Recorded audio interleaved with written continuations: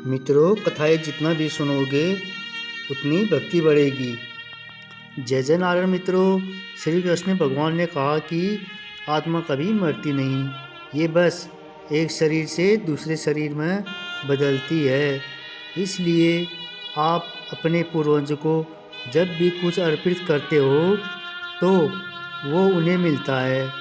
मित्रों, महाभारत की कथा के अनुसार मृत्यु के उपरांत जब दानवीर कर्ण को चित्रगुप्त ने मोक्ष देने से इनकार कर दिया था, तब कर्ण ने चित्रगुप्त से पूछा कि मैंने अपनी सारी संपदा सदैव दान पुण्य में ही समर्पित की, तो फिर मुझ पर यह कैसा ऋण शेष रह गया है।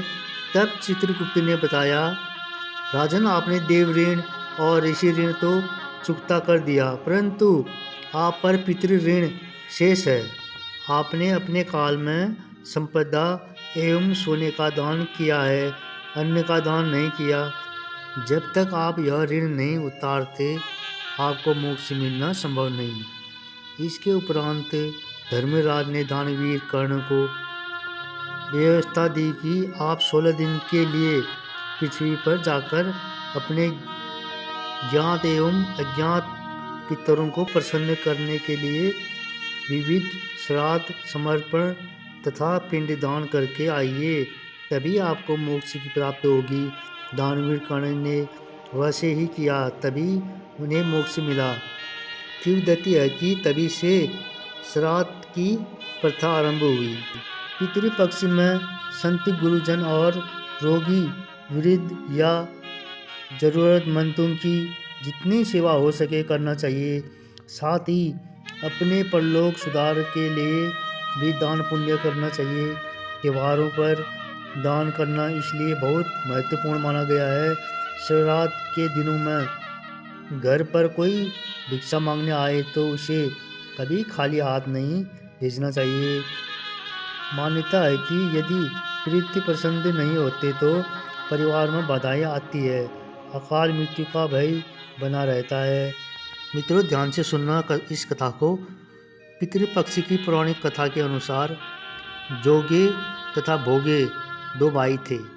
दोनों अलग अलग रहते थे। जोगे धनी था और भोगे निर्धन। दोनों में परस्पर बड़ा प्रेम था। जोगे की पत्नी को धन का अभिमान था, किंतु भोगे की पत्नी बड़ी सरल हृदय थी। पितृपक्ष आने पर जोगे की पत्नी ने उससे पितरों का श्राद्ध करने के लिए कहा, तो जोगे इसे व्यर्थ का कार्य समझकर टालने की चेष्टा करने लगा, किंतु उसकी पत्नी समझती थी कि यदि ऐसा नहीं करेंगे तो लोग बातें बनाएंगे। फिर उसे अपने मायके वालों को दावत पर बुलाने और अपने शान दिखाने का यह उचित अवसर लगा। अंततः वह बोली, आप शायद मेरी परेशानी की वजह से ऐसा कर रहे हैं, किंतु इसमें मुझे कोई परेशानी नहीं होगी। मैं भोगे की पत्नी को बुला लूँगी, दोनों मिलकर सारा काम कर लेंगी। फिर उसने जोगी को अपने पियर न्योता देने के लिए भेज दिया। दूसरे दिन उसके बुलाने पर भोगे की पत्नी सुबह सवेरे आकर काम में जुट गई। उसने रसोई तैयार की, अनेक पकवान बनाए, फिर सभी काम निपटाकर अपने घर आ गई। आखिर उसे भी तो पितरों का श्राद्ध तर्पण करना था। इस अवसर पर न जोगी की पत्नी ने उसे रोका, न वह रुकी। शीघ्र ही दोपहर हो गई। पितर भूमि पर उतरे। जोगे भोगे के पितर पहले जोगे के यहाँ गए तो क्या देखते हैं कि उसके ससुराल वाले वहाँ भोजन पर जुटे हुए हैं। निराश होकर वे भोगे के यहाँ गए। वहाँ क्या था, मात्र पितरों के नाम पर अगियारी दे दी गई थी। पितरों ने उसकी राख चाटी और भूखे ही नदी के तट पर जा पहुँचे। थोड़ी देर में सारे पितर इकट्ठे हो गए और अपने अपने यहाँ के श्राद्धों की बड़ाई करने लगे।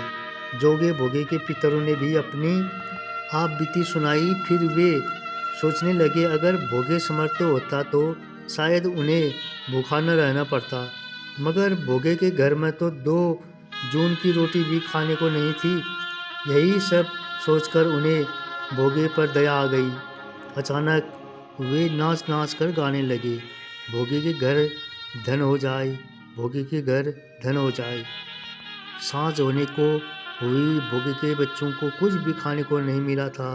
उन्होंने माँ से कहा, भूख लग गई है। तब उन्हें टालने की गरज से भोगे की पत्नी ने कहा, जाओ, आंगन में होदी आदि रखी है, उसे जाकर खोल लो और जो कुछ मिले बांट कर खा लेना। बच्चे वहाँ पहुँचे तो क्या देखते हैं कि होदी मोहरों से भरी पड़ी है। वे दौड़े दौड़े माँ के पास पहुँचे और उसे सारी बातें बताई। आंगन में आकर भोगे की पत्नी ने यह सब कुछ देखा तो वह भी हैरान रह गई। इस प्रकार भोगे भी धनी हो गया, मगर धन पाकर वह घमंडी नहीं हुआ। दूसरे साल का पितृपक्ष आया। श्राद्ध के दिन भोगे की स्त्री ने 56 प्रकार के व्यंजन बनाए, ब्राह्मणों को बुलाकर श्राद्ध किया, भोजन कराया, दक्षिणा दी। जेठ जेठानी को सोने चांदी के बर्तनों में भोजन कराया। इससे पितर बड़े प्रसन्न तथा तृप्त हुए। मित्रों, कैसे लगी ये कथा जरूर कमेंट करें। जय जय नारायण।